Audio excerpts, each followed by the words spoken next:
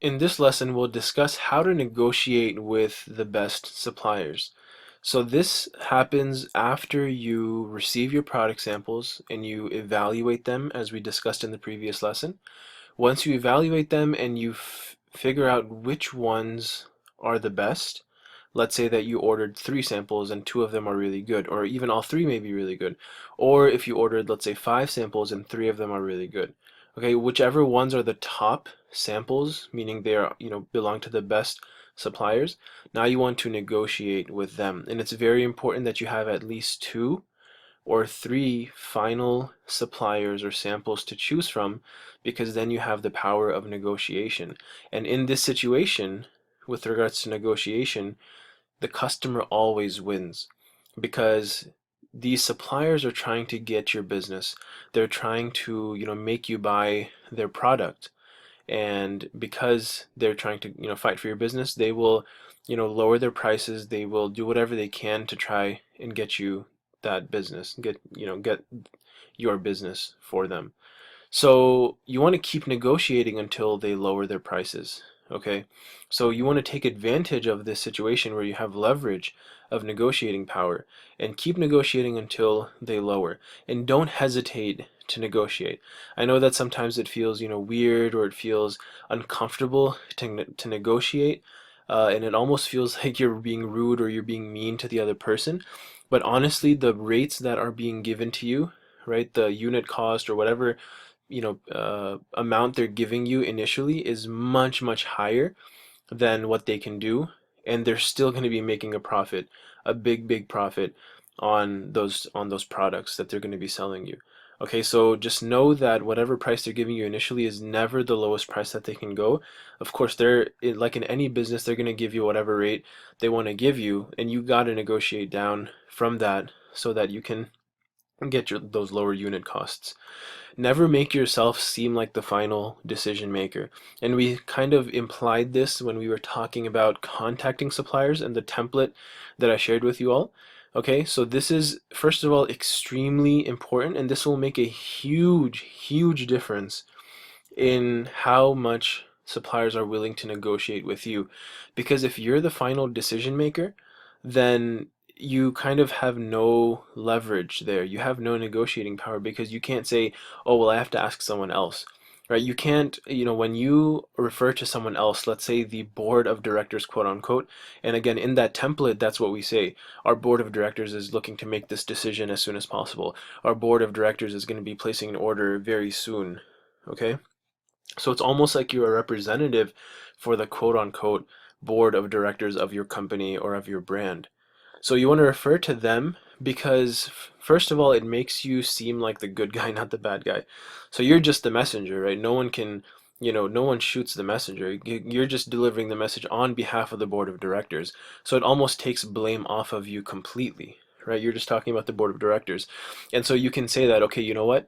Let me get back to you after I check with the board of directors. If a price is presented to you or if a quote is given to you, you can simply say, okay, let me get back to you.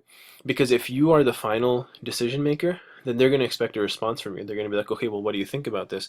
And so you don't have any time to think about it. And if you say that, well, I need a lower price, then you seem like the bad guy.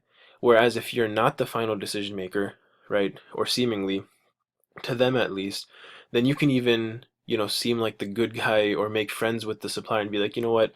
Because of course on his side, he's also not the final decision maker. He's going to his boss, he's going to the manager and asking, okay, well, they want this lower rate. Is it okay if we give it to them? Right?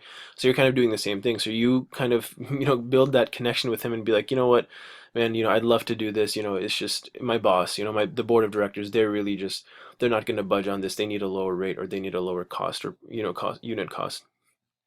So you can even, build that relationship that way with whoever you're in contact with or in communication with. So this is very, very important, and it makes a huge difference. And I can speak from experience on this. Next, don't be desperate. Don't be afraid to walk away, because they will always come back to you. On the next slide, I'm actually going to share a template with you, and it may be a template that you're hesitant to use because you're already in contact with a supplier, and you've been communicating with them over the course of a few days and whatnot, and you've already even ordered a sample from them, and now you're considering them as your final supplier to go with to produce your units or to produce your products, and all of a sudden, you're gonna kind of quote unquote threaten to walk away, or you're gonna say, well, if you can't lower the price, or someone else is giving us a better rate, we're just gonna, we're not gonna be able to go with you. But don't be desperate, okay? So don't be like, oh well, don't make it obvious that you really want their business as well. Again, you're in the position of power, you have the negotiating leverage, so use that to your advantage.